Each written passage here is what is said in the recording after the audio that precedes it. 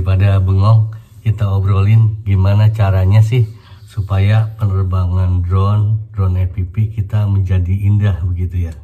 Setidaknya sepengalaman saya, ini saya udah nerbangin drone ini selama 5 tahun teman-teman. Jadi ini berdasar pengalaman saya 5 tahun. Saya mungkin salah, tapi saya pikir itu banyak benernya. Salah apa bener ya teman-teman koreksi silakan gitu ya. Setidaknya menurut pendapat saya, menurut pengalaman saya, ada 3 hal yang membuat penerbangan drone kita itu bisa menjadi indah dan menarik dan bisa dinikmati orang begitu. Kalau yang freestyle jungkir-jungkir kan bikin kita pusing begitu ya. Setidaknya ada 3 hal. Yang pertama, teman-teman itu harus punya gear. Punya gear artinya teman-teman punya drone, punya Google, punya remote begitu. Itu gear itu apa aja, mau pakai apa yang DJI, yang analog kayak saya. Kalau DJI kan digital ya, kalau saya pakai analog, tapi saya juga pakai action cam itu. Tapi syarat dasarnya teman-teman harus punya gear, itu yang pertama ya. Jadi itu modal awal gitu. Yang kedua, teman-teman harus ada spot, karena orang melihat sesuatu itu bisa indah atau enggak itu karena spotnya. Kita terbangnya di mana? Kalau kita terbangnya di tempat-tempat yang bosenin, orang udah males ngeliatnya gitu ya, nggak menarik lah. Teman-teman mungkin bisa contohkan kayak suhu Om Andrea Ramadan, itu beliau terbang-terbang ke puncak-puncak gunung yang mungkin dulu jarang banget pilot-pilot yang mengeksplor gunung, sehingga beliau banyak yang viewernya dan kelihatan indah begitu ya. Kemudian kalau teman-teman lihat lagi misalnya YouTuber drone di Indonesia itu yang terkenal kan kayak Om Sigit Einstein. Kalau saya bilang Om Sigit Einstein itu YouTuber drone palu gada, apa lu minta gua ada, karena beliau terbang dari drone ajaib, drone murah, drone segala macam, aerial, kemudian drone FPV juga. Beliau juga pinter terbang line of sight. Cuman beliau tidak fokus, dan memang itulah yang diinginkan oleh masyarakat kita. Jadi ketika kita memview sesuatu atau menganalisis sesuatu, itu memang ya yang banyak segala macam ada, apa segala macam ditanyain tuh ada. Kalau teman-teman ingat, misalnya bedanya kayak di kita, ahli-ahli kita sama ahli luar negeri misalnya ya, kayak ahli ekonomi aja. Ahli ekonomi di kita kalau ditanya tentang ekonomi dia paham gitu, kalau ditanya tentang politik dia jawab juga, tanya tentang misalnya kondisi sengketa ngerti, tanya tentang agama tahu gitu. Kalau di kita tuh ahlinya ahli palu gada gitu, apa lu minta gua ada. Kalau di luar kan kayak ahli ekonomi misalnya kayak Jeffrey Winter, dari dulu misalnya Jeffrey Winter fokusnya ekonomi, ditanya tentang politik, waduh itu bukan bidang saya. Itu mungkin bedanya di situ gitu. Kemudian kayak Om Sigit Einstein tuh ya, terus Om Pilot Nakal suhu saya juga, suhu teman-teman juga mungkin, karena beliau dulu bikin misalnya tutorial untuk binding, tutorial remote, tutorial apa segala macam gitu. Cuman kalau untuk penerbangan freestyle, beliau kalau saya baca dari komentar-komentarnya dan apa yang beliau sampaikan, katanya beliau kalau untuk terbang long range, terbang freestyle tuh enggak gitu. Jadi beliau orientasi sekarang jualan kalau saya nggak salah gitu ya. Kemudian setelah yang pertama ya, saya ingatkan lagi, yang pertama itu teman-teman punya gear, yang kedua teman-teman ada spotnya, yang ketiga adalah keberanian untuk crash. Kalau freestyle itu keberanian untuk crash, karena freestyle itu kita tuh drone manual teman-teman ya, drone manual itu kemungkinan untuk crashnya itu besar.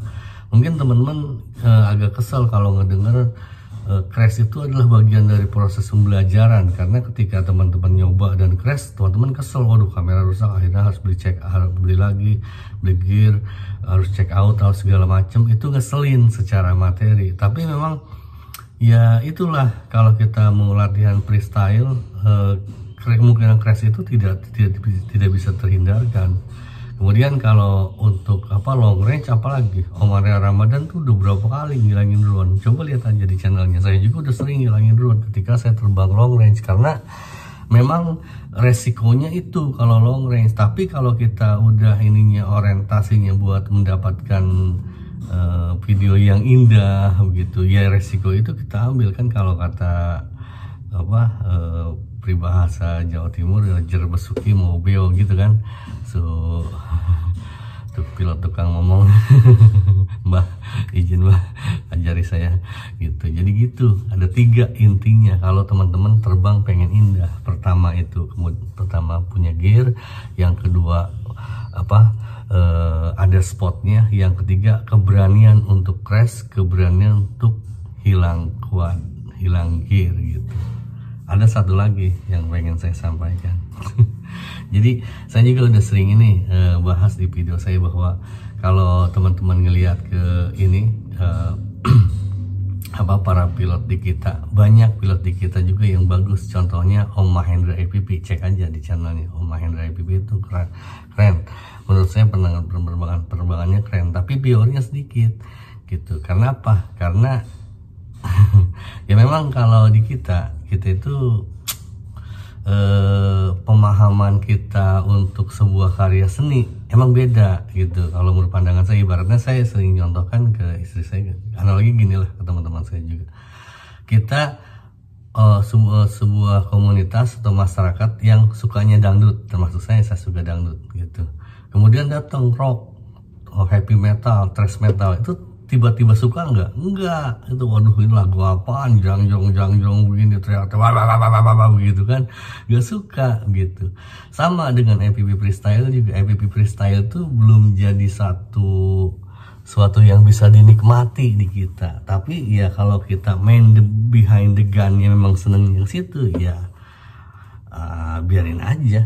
Kita nggak berorientasi ke pure, kita menemukan style kita aja, dan di situ mungkin kepuasannya gitu. Jadi main behind the gun itu penting banget, karena saya udah sering banget bilang bahwa kalau drone ini ibaratnya kayak kita konten kreator mandiri gitu ya, beli quick arena. Jadi kita terbang sendiri, tonton sendiri, upload sendiri, edit sendiri, tontonnya sendiri juga begitu.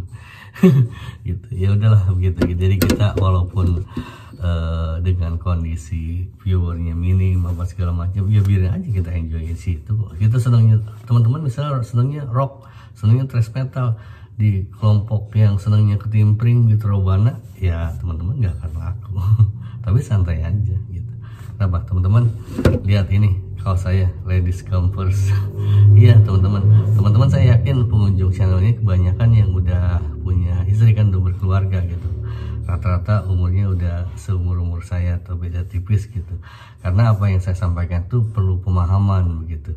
Ini mengenai ini saya juga ladies come first dalam hubungan keluarga nih, buat para ladies ya. Kalau para ladies, para istri yang pengen menyenangkan suami itu gampang, cuma 2 kuncinya, di atas perut dan di bawah perut gitu. Untuk menyenangkan di bawah perut, kalau dulu yang Korea kuno, para wanita Korea kuno tuh diajarkan ketika dia berhubungan dengan suaminya, maka ladies come first. Itu menyenangkan sekali, karena dengan cara itu kita menghormati suami gitu.